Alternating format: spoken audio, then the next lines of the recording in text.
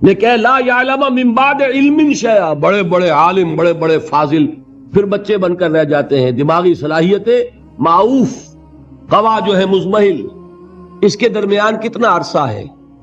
Maximum وقت جو ملتا ہے انسان کو کام کا، ایکسیپشنل ہے لوگ، لیکن ایوریج جو ہے 30 ایئرز سے زیادہ آپ کا زندگی کا جو ہے در حقیقت، جس میں آپ اپنے کسی ارادے سے، اپنے کسی پلاننگ کے تحت، اپنے خود پیش کسی نقشہ کار کے طریقے سے کوئی کام کریں. تو کیا زندگی بس یہی ہے؟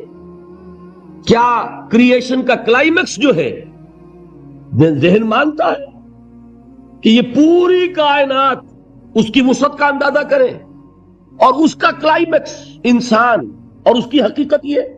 نہیں، انسان کی زندگی بہت طویل ہے. اس زندگی کے 3 حصے ہیں. آپ حیران ہوں گے، ذرا غور سے آج توجہ سے بات سنیے. 2 تو سب نے سنے ہیں، میں 3 کہہ رہا ہوں. ہماری کریشن کب ہوئی تھی؟ ازل میں، جب روحوں کی شکل میں ہمیں پیدا کر دیا گیا تھا، جن سے اللہ تعالیٰ کا وہ مکالمہ ہوا تھا الستو بربکم قالوا بلا. میں بھی تھا، آپ بھی تھے. ہر شخص نے اللہ سے معاہدہ کیا تھا الستو بربکم قالوا بلا، کیوں نہیں، شہیدنا، ہم گواہ ہیں، اے اللہ تو ہی ہمارا رب ہے، ہمارا مالک ہے. یہ معاہدہ کیا تھا کہ نہیں؟ ہم سب تھے. فرق کیا ہے؟ صرف ہماری ارواح تھی، یہ اجساد نہیں تھے، جسم نہیں تھے، ارواح تھی. تو کریشن تو اس وقت سے ہے. ایک زندگی ہماری وہ ہے جو ہم بتا آئے، ایک زندگی یہ ہے کہ ایک جسم کے ساتھ، وہ جسم جو زمین سے بن رہا ہے، پیدا ہو رہا ہے، زمین کی غذا سے پل رہا ہے، اس کے ساتھ اس روح کو شامل کر دیا گیا. یہ ہماری حیات دنیاوی ہے. اس کے بعد وقت آئے گا، جسم واپس چلا جائے گا جہاں سے آیا تھا. منہا خلقناکم وفیہا نعیدکم ومنہا نخرجکم تارۃ اخری. اسی میں سے ہم نے تمہیں بنایا تھا، اسی میں لے جائیں گے، اسی میں سے پھر قیامت میں اٹھا کھڑا کریں گے. لیکن کیا روح بھی دفن ہو جاتی ہے؟ نہیں. تمہاری اصل حقیقت وہ اس وقت لوٹتی ہے وہاں جہاں سے وہ آئی تھی. یہ مفہوم ہے انا للہ و انا الیہ راجعون. ہماری ارواح وہاں سے آئی تھی، وہیں لوٹ جائیں گی. ہمارا جسم زمین سے آیا تھا، زمین میں لوٹ جائے گا. یہ زمینی شے ہے، وہیں سے آئی تھی، وہیں دفن ہو جائے گی. دفن ہو، جلا دی جائے، جو بھی ہو وہیں جائے گی. چیلے کھا جائیں گے پارسی کی لاش کو، تو چیلے بھی تو پھر مٹی بن کر مٹی میں مل جائیں گی. بہرحال یہیں سے تم آئے، یہیں جاؤ گے. لیکن ہم در حقیقت جس شے سے عبارت ہے وہ ہمارا جسم نہیں ہے، بلکہ وہ ہے ہماری روح. وہ روح جو ہے وہ تو اس وقت سے ہے الستو بربکم، جب ہم نے کہا تھا. اس کے بعد ہمیں یہاں بھیجا گیا اس جسم کے ساتھ، اور وہ روح واپس جائے گی. انا للہ و انا الیہ راجعون. اب اس کو آپ نے سمجھا؟ انسانی زندگی کا یہ تصور ہے جسے ہم تسلیم کرتے ہیں. بدقسمتی جیسا کہ میں نے عرض کیا، پہلے حصے کو اکثر و بیشتر کوئی جانتا نہیں، ذکر کرتا ہی نہیں. 2 حصوں کو تو مسلمان نہ مانے گا تو وہ مسلمان ہی نہیں. حیات دنیاوی، حیات اخروی، یہ 2 تو ماننے پڑیں گے نا، ورنہ تو مسلمان ہی نہیں بنتا. بہرحال اگر یہ زندگی اتنی طویل ہے تو یہ درمیان میں جو موت کا وقفہ ڈالا، کیوں ڈالا؟ موت ایک زندگی کا وقفہ ہے، یعنی آگے بڑھیں گے دم لے کر. کیوں ڈالا؟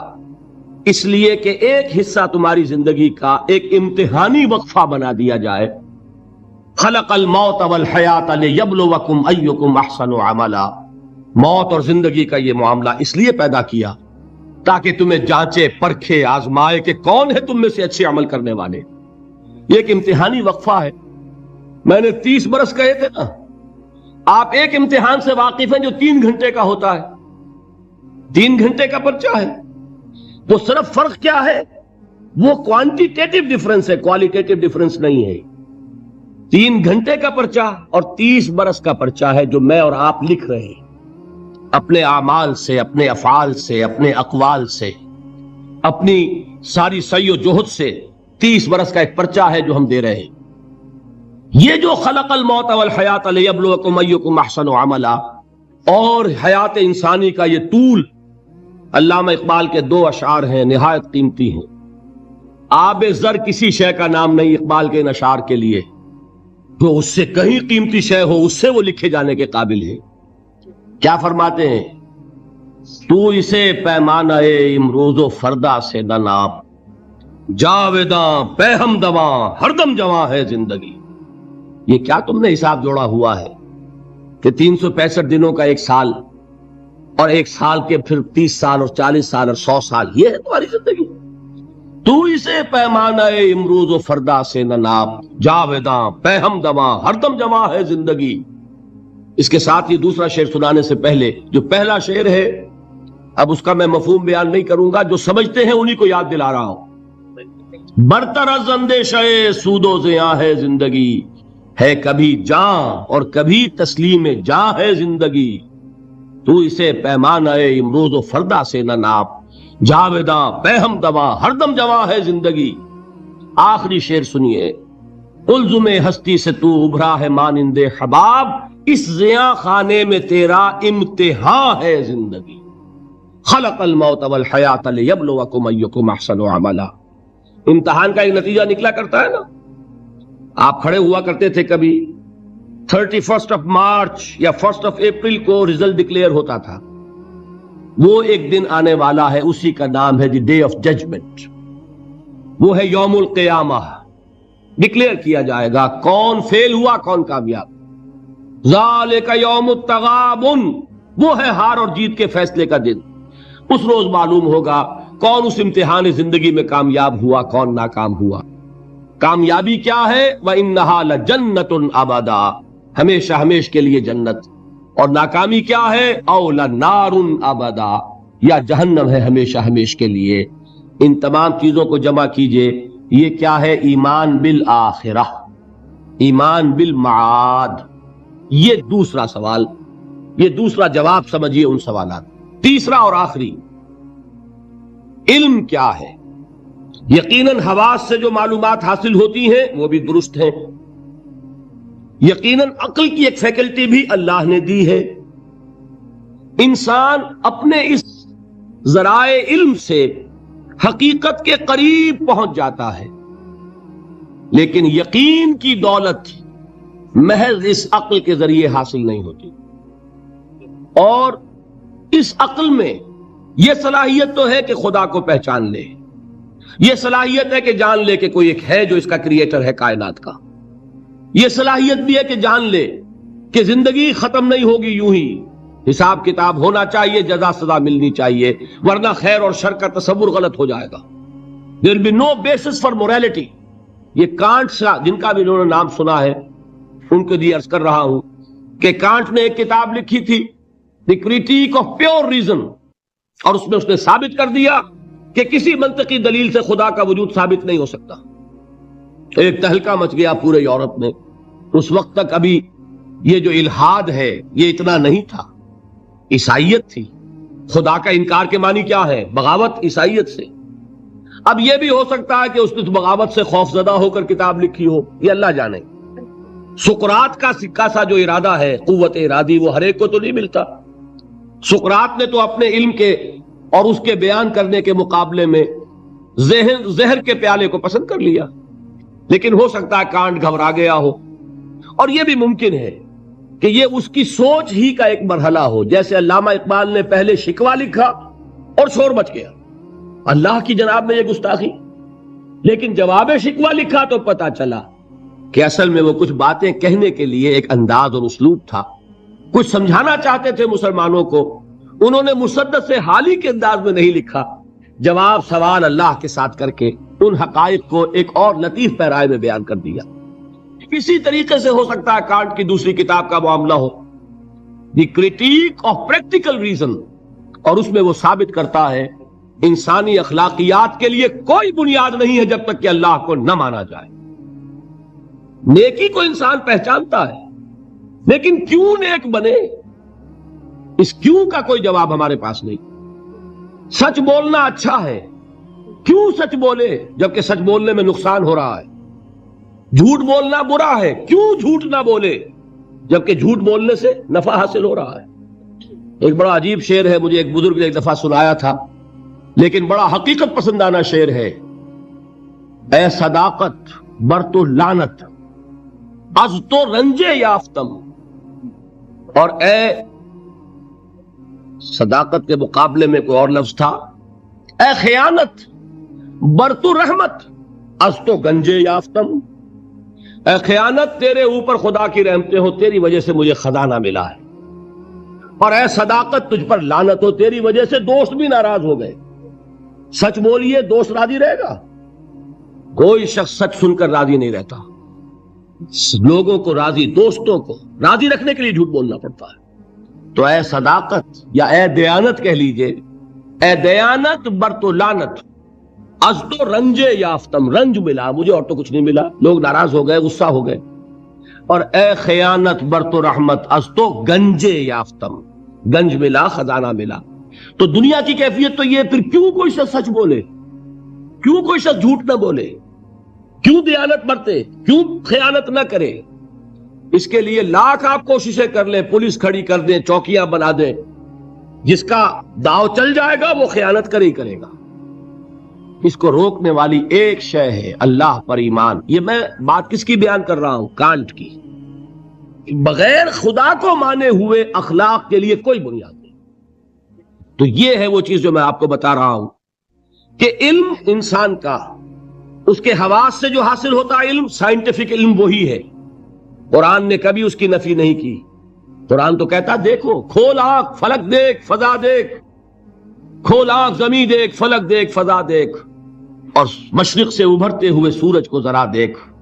افلا ينظرون الى الابل كيف خلقت والى السماء كيف رفعت والى الجبال كيف نصبت والى الارض كيف سطحت. قرآن نے دعوت دی ہے، یہ علم بھی صحیح ہے، حقیقی ہے. پھر تعقل، تفکر، افلا تعقلون افلا تتفکرون افلا یعقلون، یہ سارا قرآن نے کہا. ان دونوں کو اپروو کرتے ہوئے، تسلیم کرتے ہوئے قرآن کہتا ہے اس کی لمٹ ہے. یہ علم تمہیں حقیقت کے دروازے تک تو پہنچا دے گا، اندر داخل نہیں کرے گا. بڑے پیارے الفاظ ہیں اقبال کے، گزر جا عقل سے آگے کہ یہ نور چراغ راہ ہے منزل نہیں ہے. اور کیا کبھی؟ عقل گو آستہ سے دور نہیں، اس کی قسمت میں پر حضور نہیں ہے. قریب لیکن حضور نہیں ہوگا. انسان کو حقیقت کے حضور میں حاضری اور علم الیقین کا حصول صرف وحی کے ذریعے سے ممکن ہے. اللہ نے اپنی رحمت کا اظہار فرمایا ہے. انسان کو محض عقل کے حوالے نہیں کیا، انسان کو محض حواس ظاہری کے حوالے نہیں کیا، بلکہ اس کی ان تمام صلاحیتوں کے مزید جلا کے لیے چنے ہوئے بندے، سیرت و کردار کی معراج پر فائز، جن کی صداقت اور دیانت کا لوہا ان کے دشمنوں نے تسلیم کیا، ان کو چن کر ان پر وحی نازل کی، ہدایت بھیجی، راستہ دکھایا، انہیں مامور کیا کہ چاہے گالیاں دی جائیں، چاہے پتھراؤ کیا جائے، چاہے تمہارے جسم کو لہو لہان کیا جائے، تمہیں خلق خدا کو یہ حقیقت کا پیغام پہنچانا ہے. جو پیغام پہنچانا ہے اس پر عمل کر کے دکھانا ہے. اگر ایک نظام دیا گیا ہے تو نظام کو قائم کر کے چلا کے دکھانا ہے. یہ جلیل القدر ہستیاں انسان تھے، نسل آدم میں سے تھے، اس میں کوئی شک نہیں. لیکن یہ جلیل القدر ہستیاں، انہیں ہم کہتے ہیں یہ انبیاء ہیں، جن کو اللہ نے چنا، جن کو پسند فرمایا. اللہ یصطفی من الملائکۃ رسلا ومن الناس، اللہ چن لیتا ہے فرشتوں میں سے بھی اپنے پیغام رساں اور انسانوں میں سے بھی. فرشتوں میں سے کسے چنا؟ جبرائیل کو. انسانوں میں سے کسے چنا؟ محمد کو صلی اللہ علیہ وسلم. وحی اللہ سے لی جبرائیل نے، پہنچائی محمد کو صلی اللہ علیہ وسلم. وحی محمد نے لی جبرائیل سے صلی اللہ علیہ وسلم وعلیہ الصلوۃ والسلام، اور پہنچائی انسانوں. یہ دو لنکس ہیں اس نبوت اور رسالت کی. رسول ملک فرشتہ، رسول بشر نبی یا رسول. ان دونوں لنکس سے وحی منتقل ہوئی کس سے؟ اللہ سے. اللہ کی وحی ہے، جبرائیل کی وحی نہیں ہے. جبرائیل ذریعہ ہے، محمد ذریعہ ہے. محمد کا ذہن، ان کی عقل، ان کا فکر منبع وحی نہیں ہیں، وہ ریسیپینٹ ہیں، وصول کرنے والے ہیں۔ یہ اللہ کی ہدایت ہے، اللہ سے خلق تک پہنچی ہے۔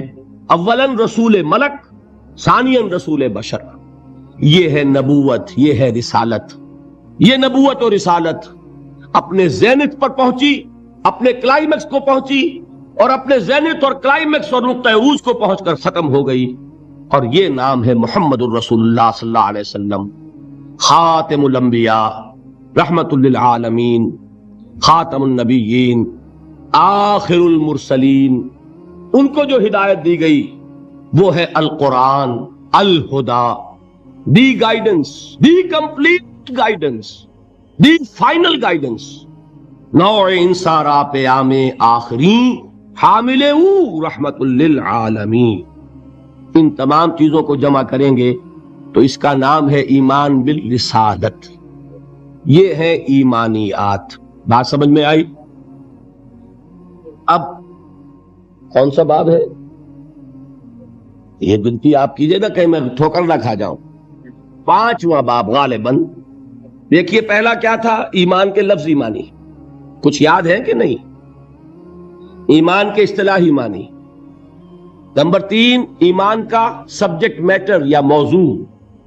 نمبر 4 ایمانیات کی تفصیل، اور ان کو ہم نے گروپ کیا 3 ایمانیات میں: ایمانیات ثلاثہ، توحید یا ایمان باللہ، معاد یا ایمان بالآخرہ، اور ایمان بالرسالت۔ تو 5واں باب ہے ان ایمانیات ثلاثہ کی ریلیٹو امپورٹنس، ایک دوسرے کے نسبت سے اہمیت کیا ہے۔ بات یہ جان لیجئے، یہ تینوں ایمان ایک ایک اعتبار سے اہم ترین ہے اپنی جگہ پر۔ اصولی اعتبار سے، علمی اعتبار سے، نظری اعتبار سے اہم ترین ایمان کون سا ہے؟ ایمان باللہ۔ بلکہ یوں کہا جا سکتا ہے جیسے آپ کہتے ہیں کہ ہاتھی کے پاؤں میں سب کے پاؤں، ایمان باللہ میں سارے ایمان موجود ہیں۔ یہی وجہ ہے کہ ایمان مجمل یاد ہے؟ ایمان مجمل کے الفاظ کتنے حضرات کو یاد ہے؟ ذرا ہاتھ اٹھائیں۔ ایمان مجمل، ایمان مفصل، بڑی مایوس کن صورت ہے۔ جہاں سے کہ ہماری تعلیم کا آغاز ہوا کرتا تھا، میں اپنے آپ کو خوش قسمت سمجھتا ہوں کہ میری تعلیم کا آغاز مسجد سے ہوا۔ حفیظ نے اپنے شاہنامے میں شروع میں جو تمہید اپنی زندگی کی بیان کی ہے، اس میں ایک شعر ہے، بڑا دردناک شعر ہے۔ اس نے بھی کہا میری تعلیم کا آغاز تو مسجد سے ہوا، لیکن پھر مجھے والدین نے، جو بھی اس زمانے کا رواج اور چلن تھا، اسکول میں داخل کر دیا کہ اب انگریزی پڑھو اور یہ سیکھو اور وہ سمجھو جس کی دنیا میں قدر و قیمت ہے۔ مجھے مسجد سے مکتب کی طرف تقدیر نے کھینچا، تنازع للبقاء کی آہنی زنجیر نے کھینچا۔ دی اسٹرگل فار ایگزسٹنس، ایک دوسرے سے آگے نکلنا، تنازع للبقاء، یہ تنازع للبقاء تھا اور ہے جس نے ہمارے نظام تعلیم کو بدل کر رکھ دیا ہے۔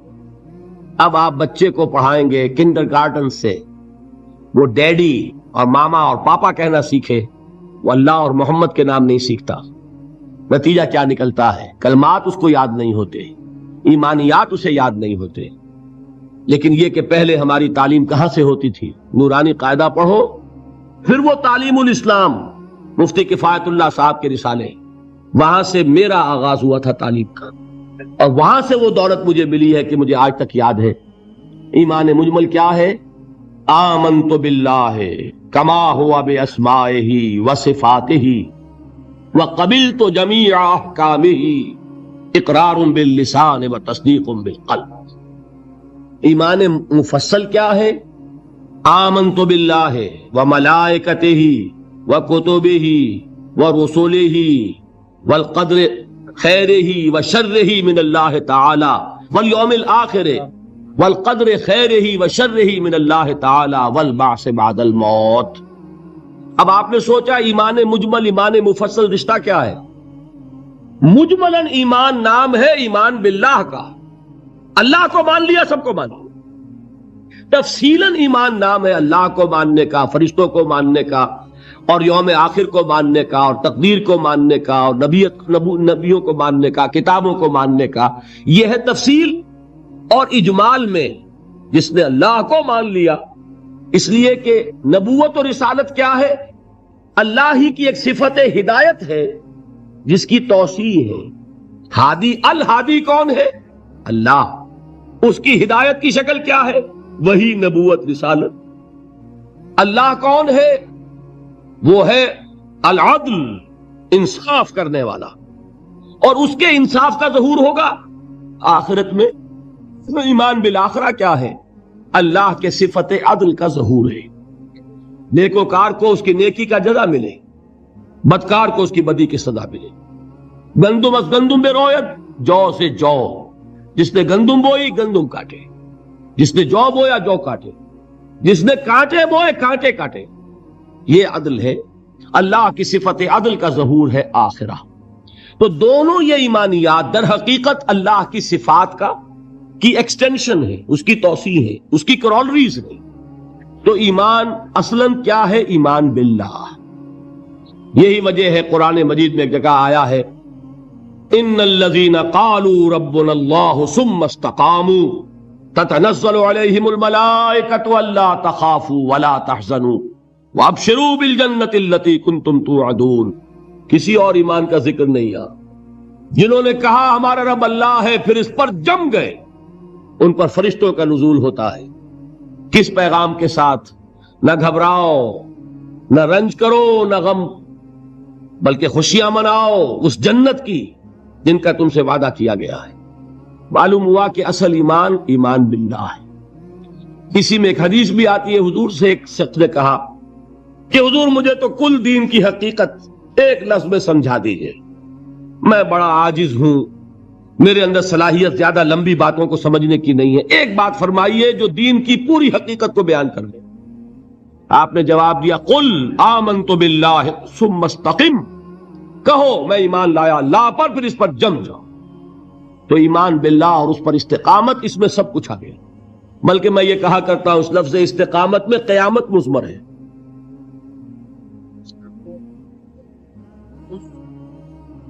گلا کچھ خراب ہونے لگا، اس لیے میں احتیاط سے کام دے رہا ہوں۔ یہ ذرا گرم ہوا لیجیے چائے۔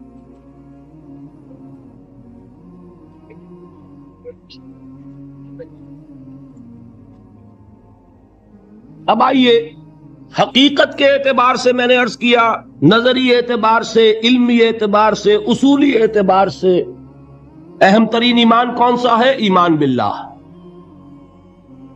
اب لیجئے قانونی اعتبار سے، شرعی اعتبار سے، فقہی اعتبار سے اصل ایمان ہے ایمان بالرسالت۔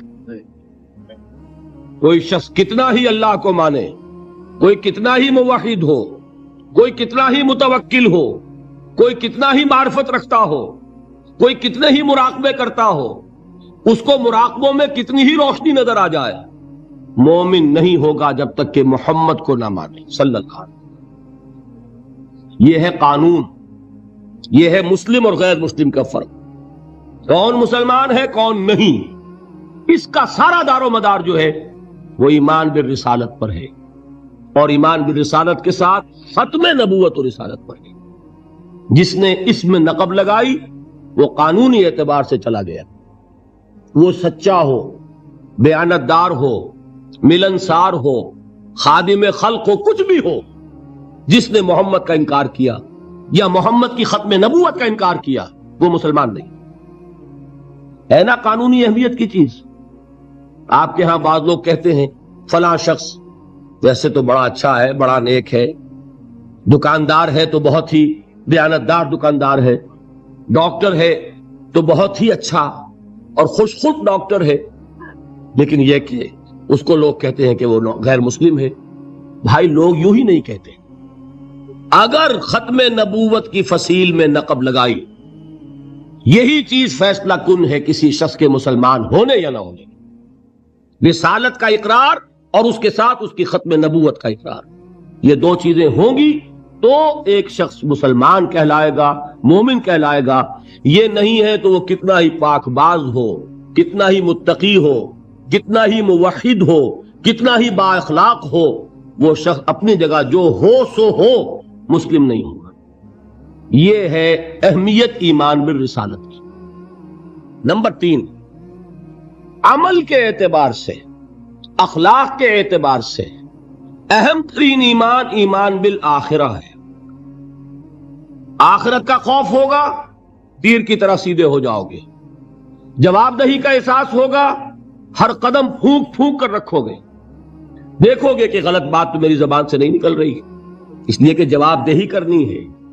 اللہ کے ہاں اکاؤنٹ ہار کر سکوں گا کہ نہیں، جسٹیفائی کر سکوں گا کہ نہیں، مجھے یہ کہنے کا حق تھا کہ نہیں، میرے لیے یہ لقمہ حلال ہے کہ نہیں، میرے لیے یہ بات جائز ہے کہ نہیں۔ اس کے لیے خوف کیا ہے؟ آخرت کا خوف ہے تو درست ہوگا، عمل صحیح ہو جائے گا۔ آخرت کا خوف نہیں ہے، ایمان باللہ کیا ہوگا؟ ذات و صفات کی بحث ہو جائے گی، علم کلام کا معاملہ بن جائے گا۔ جیسا کہ اقبال نے کہا ہے، کاش کہ یہ اشعار آپ کو یاد ہو، ایک ایک شعر جو ہے دینی حقائق کی اتنی بھرپور اور گمبھیر تعبیر کرنے والا ہے۔ زندہ قوت تھی زمانے میں یہ توحید کبھی، اور اب کیا ہے فقط ایک مسئلہ علم کلام۔ وہ علم کلام کا ایک مسئلہ بن کر رہتے ہیں، وہ توحید کے جو کریکٹر کو ٹرانسفارم کر دیتی